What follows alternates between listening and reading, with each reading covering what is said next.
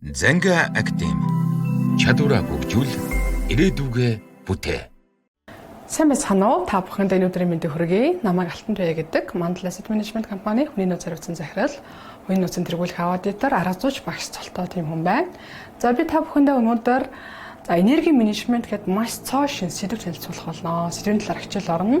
За бид нар өмнөх хугацаанд дандаа цагийн менежментийн талаар ярьдаг байсан бол 21-р зуунд цагтаа биш энерги менежмент хийдэг болсон. Тэгэхээр та бүхэн маань энэ сэдвийг судалсны дараа илүү үр бүтээлтэй ажлын амжилттай ажиллах болно. За ингээд хичээлийнхээ агуулгатай танилцъя. Өнөөдрийн сургалтын агуулгаараа бид энерги менежмент гэж юу юм бэ? Энерги менежментийг бид нар яагаад судлах ёстой юм? За энерги менежментийг судалсны ачааллууд нь юу юм? За энергийн ямар төрлүүд биднэрт байдаг вэ? Энерги менежментийг хэрхэн сайжруулах тухай үзнэ. За эхний слайдаа харуулъя.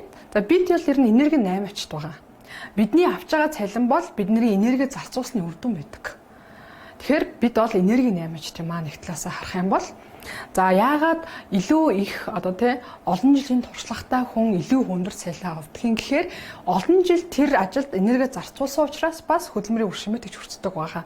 Тэгэхээр энерги менежмент гэж яг юу хэлж байгаа юм бэ гэхлээр за өндөр эхний зурагт харуулсан байна. За эхний зурагт бол менежмент хүн ямар харагддаг юм бэ? За цагийн менежменттэй хүн ямар харагдах вэ? За энерги менежментээ судалснараа ямар харагдах вэ гэдэг гурван зургийг та бүхэнд харуулсан байна. Тэгэхээр энэ зургаас харах юм бол бид нар энерги менежменттэй байвал илүү мундаг, илүү бүтээмжтэй, илүү олон ажлыг амжуул сурах нэ гэсэн үг. За энэ ойлголтыг судлах болсон шалтгаан байна.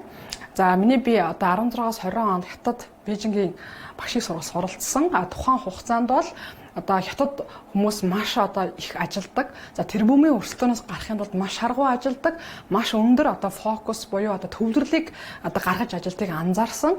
Тэгэхээр миний хувьд бас яаж тэр бүхнээс суралцах вэ гэд маш хэрүүл хаваа хийсэн. Эрүүл хавуулт хийсний үндсэн дээр би The Powerful of Full Engagement гэд 2003 онд гарсан энэ номыг авч уншсан байгаа. Тэгээ энэ ном бол тэр чигтээ энерги менежментийг хэрхэн хийж илүү үр дүнтэй ажиллах тухай ойлголтыг оруулсан ном байгаа. За тэгэхээр өндөр гүйцэтгэлтэй ажиллахын зэрэгцээ, эрүүл мэнд, аз жаргал, амьдралын тэнцвэрт байдлыг хадгалахын тулд хүн цагийг биш энерги удирдах нь чухал юм аа.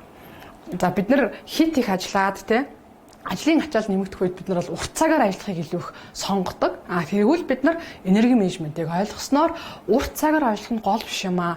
Илүү үр дүнтэйгээр төвлөрч ажиллах нь чухал юм аа гэдгийг аюулсаа ойлгож авнаа.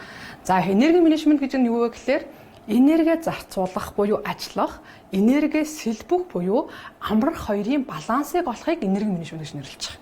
Ерөөсөө энгийнээр ярих юм бол бидний ажил гүйцэтгэх чадвар гэсэн үг юм байна.